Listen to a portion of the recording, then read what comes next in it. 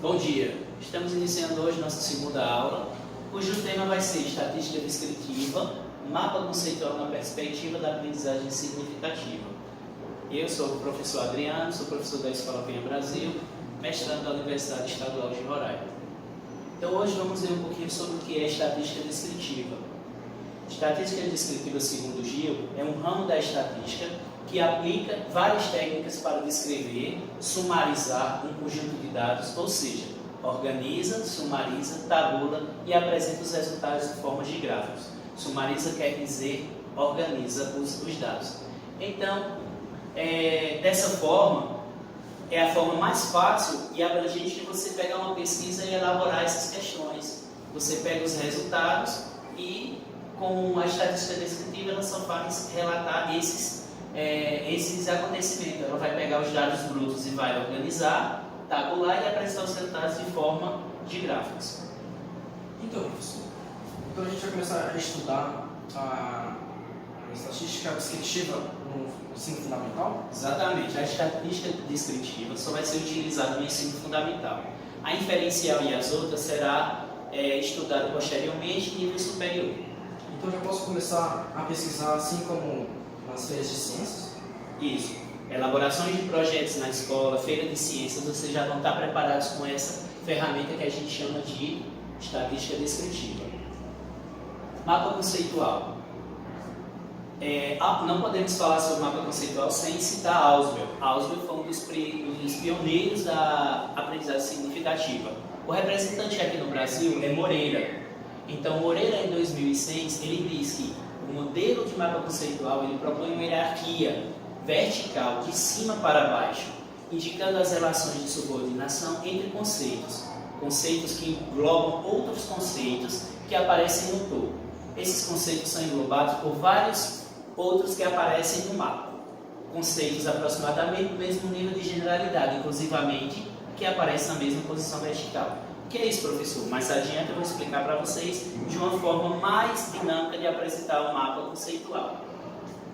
Esse mapa conceitual foi apresentado na primeira aula para explicar o que eram os tipos de variáveis, que eles se dividiam em qualitativa e quantitativa. Dentro da qualitativa ele podia ser ordinal ou nominal e na quantitativa ele podia ser discreta e contínua.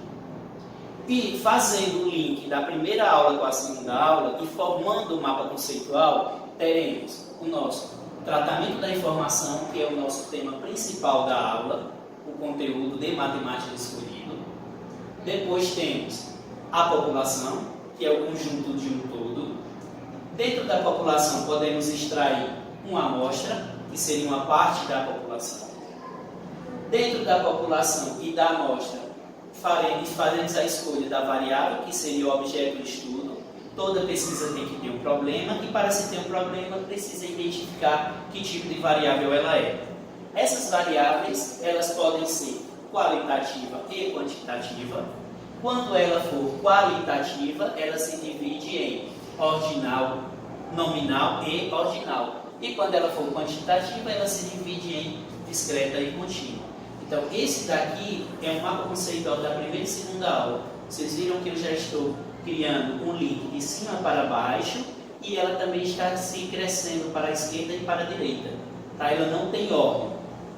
Professor, então quer dizer que a gente podemos utilizar o mapa conceitual em todas as disciplinas?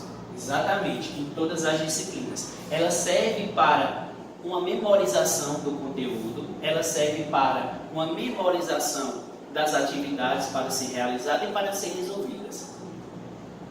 Entramos agora na distribuição de frequência para podermos entender como se faz uma estatística descritiva. Após a realização de todos os dados, o que é que vamos fazer agora? Vamos pegar os dados e criar ela em dois tipos de distribuição.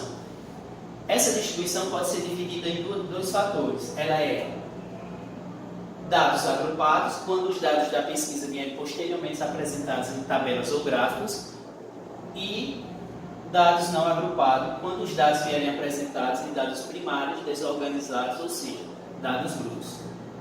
Os dados não agrupados eles vão vir dessa forma aqui.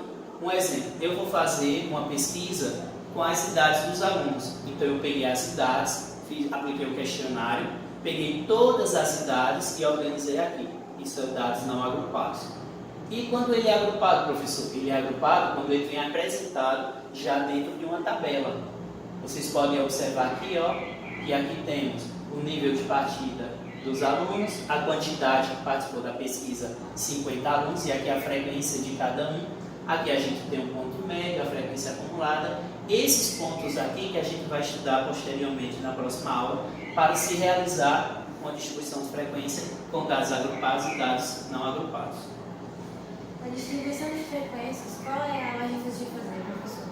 Na distribuição de frequência, a mais difícil de fazer é a dados não agrupados, porque os dados vêm brutos. Então, pegaremos esses dados, eles vão vir desorganizados, faremos um rol, posteriormente estudaremos isso. Depois desse rol, teremos que fazer a frequência, teremos que calcular o ponto médio, frequência relativa, frequência absoluta, e daí teremos estes dados agrupados aqui. Esse exercício, para vocês memorizar a nossa aula de hoje, primeiro você vai tentar esboçar um mapa conceitual da primeira aula relacionado com a segunda aula. Se você prestar atenção, você vai entender o que o professor falou na aula completa. Segundo, você vai dar exemplos com dados não agrupados e depois, em seguida, dados não agrupados. Preste bem atenção, não quero nada igual do que está na aula ministrada, tá? Você tem capacidade de criar seus próprios dados para apresentar o exercício. Parabéns.